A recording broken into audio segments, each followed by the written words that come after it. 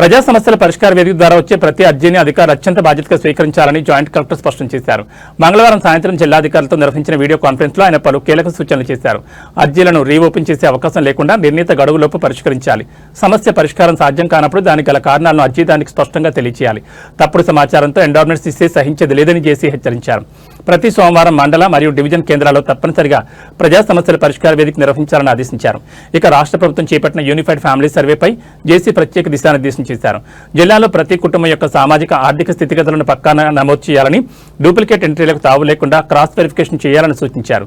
సర్వేలో నిర్లక్ష్యం వహించే సిబ్బందిపై కఠిన చర్యలు ఉంటాయని హెచ్చరించారు. అంతేకాకుండా P3 విధానంలో ప్రజలను భాగస్వాములను చేస్తూ అభివృద్ధి కార్యక్రమాలు వేగవంతం చేయాలని అధికారులకు సూచించారు. ఈ సమీక్షా సమావేశంలో స్పెషల్ డిప్యూటీ కలెక్టర్ రోజమాన్, వివిధ శాఖల ఆర్డీఓలు, జిల్లా అధికారులు పాల్గొన్నారు.